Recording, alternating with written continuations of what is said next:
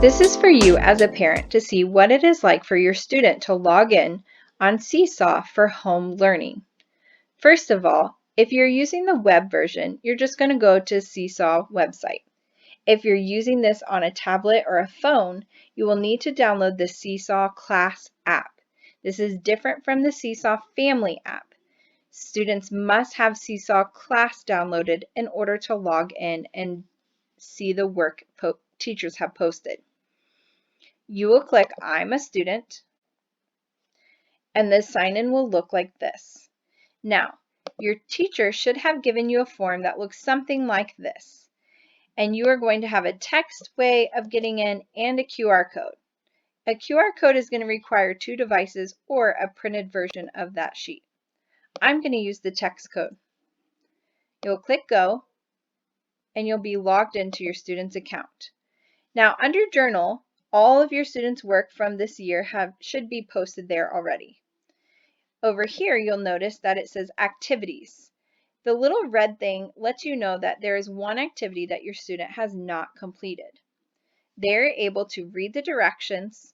Sometimes there may be a link to a video or a website, and they can add their response. Once they click their response, they will be able to do the assignment. When they're completed, they'll click the green check mark. Now, if I go back to here, you'll also notice that there's an inbox. Teachers can send messages to your student through this messaging icon. They cannot send messages to other friends in their class. It is strictly between the teacher and the student. Back to Activities and Journal. Now, you'll notice the green plus sign. There's a possibility that the student may be asked in directions outside of Seesaw to post something that they have created.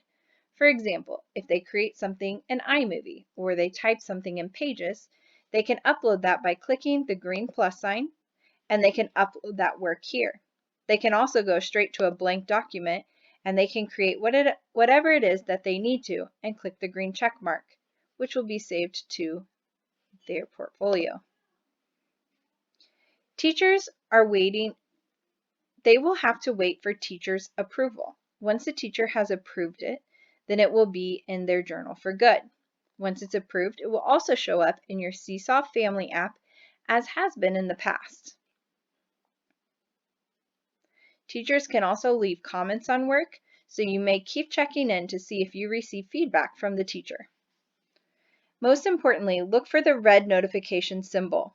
That's when you know a new activity has been posted. Parents, please do not use the Seesaw Class app to communicate with the teacher. Use Seesaw Family, as you always have, to communicate with teacher about questions or activities that are posted here. Now we're going to take a look at Seesaw app. Click I'm a student, and then you'll scan the QR code the teacher gave you. It will ask you if you would like to turn on notifications.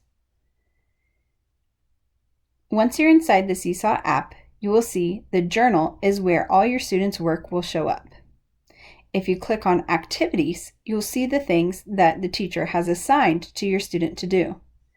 Awaiting response is things that are undone. Class activities is everything that has been assigned. There's also an inbox. This is where a teacher can send messages to your child, and your child can send messages back to the teacher. When you click the green plus sign, these are the options your student has in uploading their work.